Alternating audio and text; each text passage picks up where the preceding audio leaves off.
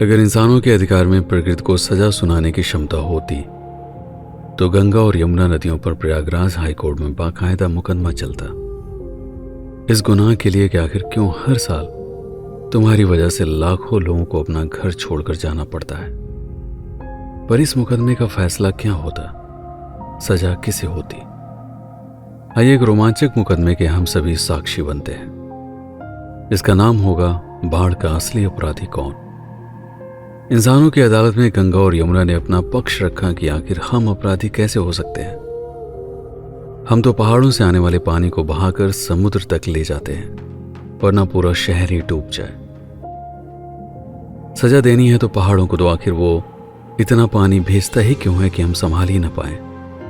पहाड़ों ने भी सफाई दी। हम तो पत्थरों से बने हैं, हमारा पानी से क्या लेना देना। गलती बादलों की है जो आकर हमसे टकराते हैं और पानी की बूंदों में बदलकर नदियों में सैलाब ले आते हैं। बादलों ने सीधे कह दिया कि हमें तो समुद्र बनाता है, वरना जरूरत ही क्या है पहाड़ों से सिर टकराने की। समुद्र ने आरोप सूरज पर डाल दिया। सूरज की गर्मी से खुद को बचाने के लिए मुझे अपनी सतह से भाप उड़ाना पड़ता है। अगर मैं ऐसा ना करूं तो मेरा पूरा शरीर ही खौलने लगे। सूरज ने भी काफी सोचने के बाद अपना पक्ष रखा। सारी गलती हाइड्रोजन की है। ना हाइड्रोजन आपस में जुड़कर हीलियम बनाता, न उससे रेडिएशन निकलता, और न ही वो पृथ्वी पर पहुंचकर समुद्र को गर्म करता। सबने अपना पल्ला झाड़ लिया और हाइड्रोजन फंस गया। उसे सूझ ही नहीं रहा था कि वो क्या कहे। उसने इंटरनेट पर काफी सर्च किया और तब अपना पक्ष रखा। मिलॉर्ड, आपके ही एक साइंटिस्ट जॉर्ज लेमेट्रे ने यह कहा है कि 13.7 अरब साल पहले बिग बैंग हुआ था, जिसके बाद मेरा जन्म हुआ और उसी के साथ ही मुझे यह गुण प्राप्त हुआ कि मैं आपस में जुड़कर हीलियम बना सकता हूं। तो सारी गलती बिग बैंग की है। सजा सुनानी है तो बिग बैंग को सुनाइए।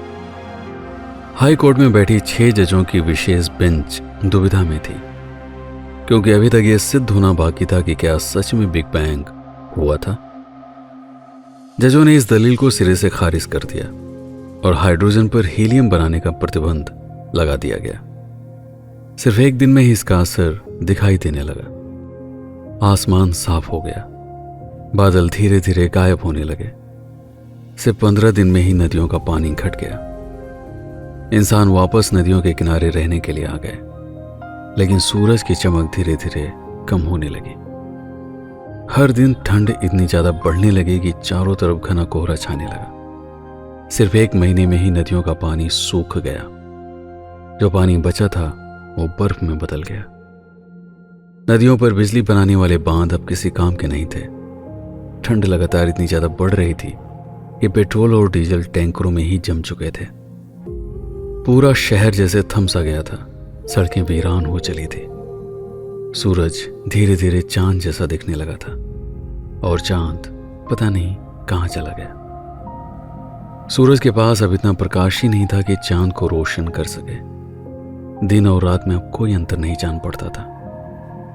वैज्ञानिकों ने चेतावनी दी कि अगर हाइड्रोजन पर हीलियम बनाने का प्रतिबंध जल्दी ही ना हटाया गया तो पृथ्वी पर जीवन खतरे में पड़ सकता है। सारे पेड़ सूख जाएंगे, खेती नहीं हो पाएगी और बिना अनाज के इंसान भला कितने दिन तक जिंदा रहेंगे। केस सुप्रीम कोर्ट तक गया। प्रतिबंध हटाने से पहले हाइड्रोजन को फिर से अपना पक्ष रखने का मौका दिया गया। हाइड्रोजन ने दलील दी, गलतियां आप करते हैं और दोष सृष्टि के नियमों को देते हैं। वो नियम जिनकी वजह से आप मनुष्य अस्तित्व में हैं। जिन सिद्धांतों पर यह दुनिया चल रही है वो एक दिन में नहीं बने। उनको बनने और विकसित होने में अरबों साल लगे हैं। इसलिए उन्हें बदलने का अर्थ है पूरे संसार में उथल पुथल पैदा करना। भला क्या जरूरत है इंसानों को ऐसी जगहों पर रहने की जहां उनको पता है कि बाढ़ के समय पानी आता ही है। बाढ़ कभी आए ही ना अगर आप थोड़ी सी बिजली बनाने के लिए नदियों के बहाव को रोकने की कोशिश न करें। नदियां थोड़ा सा फैलेंगी, उसके बाद खुद ही सिमट जाएंगी। सिर्फ सस्ती जमीन पाकर इंसान नदियों के तराई क्षेत्र में भी मकान बना लेता है, जबकि उसे पता है कि 2 या 3 महीने उसे घर से दूर जाना होगा। तो दोष आप इंसानों का है। उसके लिए आप हमें जिम्मेदार नहीं ठहरा सकते। हम सृष्टि के नियमों में बंधे हैं। हम वही करते हैं जिसके लिए हम बने हैं, लेकिन आप इंसान वो भी करते हैं जिसके लिए आप नहीं बने, और यहीं से सारी गड़बड़ियां पैदा होती हैं। बाढ़ तो बस एक संकेत है कि आपके द्वारा प्रकृति के साथ छेड़छाड़ की जा रही है। अगर इसे जल्दी नहीं सुधारा गया तो और भी भयंकर परिणाम आप मनुष्यों को भोगने पड़ सकते हैं।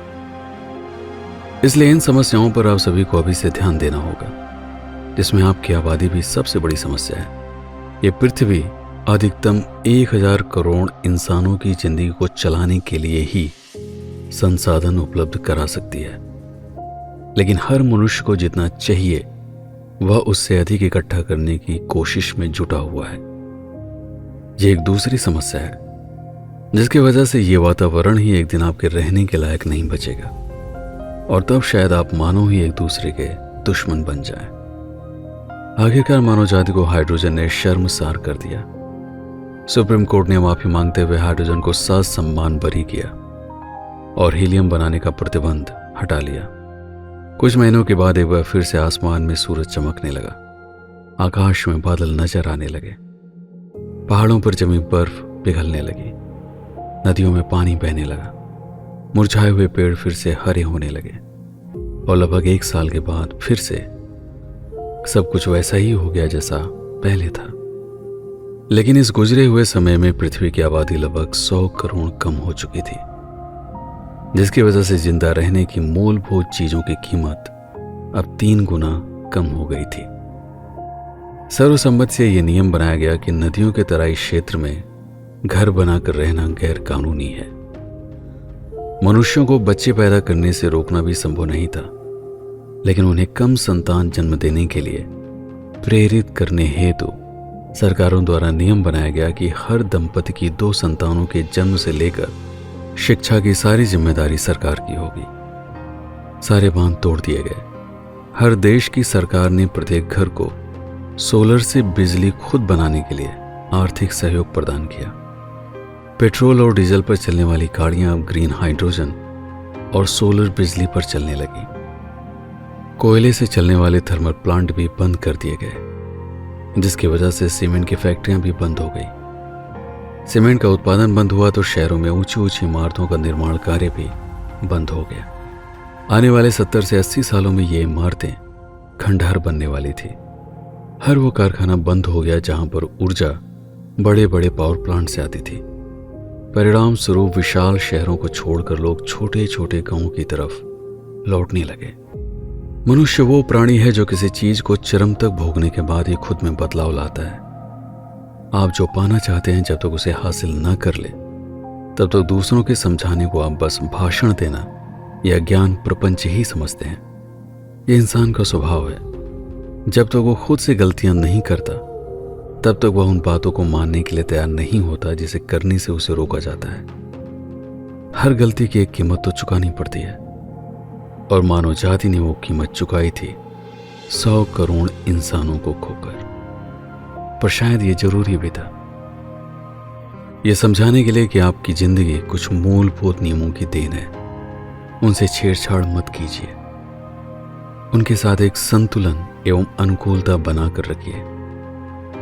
कमेंट में ये जरूर लिखिएगा कि इस बाढ़ का असली अपराधी आपके दृष्टिकोण से कौन है। मैं हूं आपका पीके सिंह और आप देख रहे हैं आपका अपना यूट्यूब चैनल प्रतापगढ़ हब। इस वीडियो पर अपना समय बिताने के लिए आपका बहुत बहुत धन्यवाद। जय प्रकृति, जय मनुष्य।